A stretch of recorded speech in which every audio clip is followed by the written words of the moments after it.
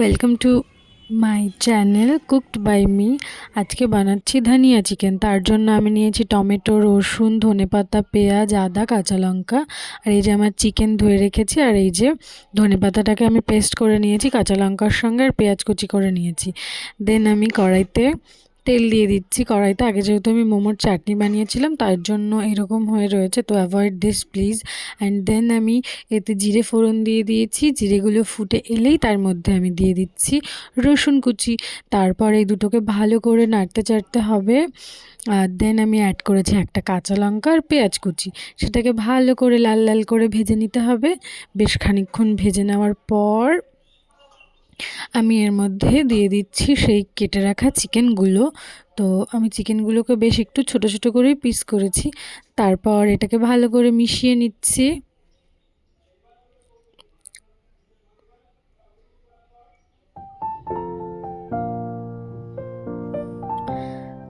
দেন দিয়ে দিচ্ছি আমি একটু লবণ আর হলুদ গুঁড়ো।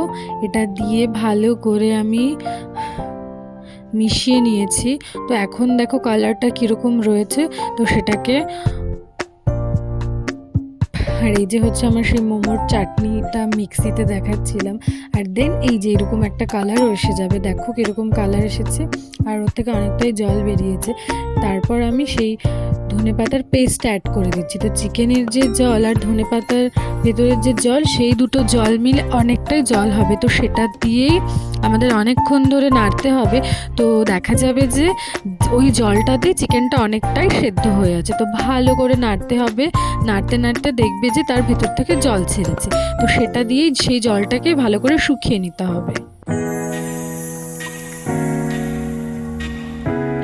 এই যে দেখো কতটা জল নিচ দিয়ে দেখা যাচ্ছে, ফুটে গেছে।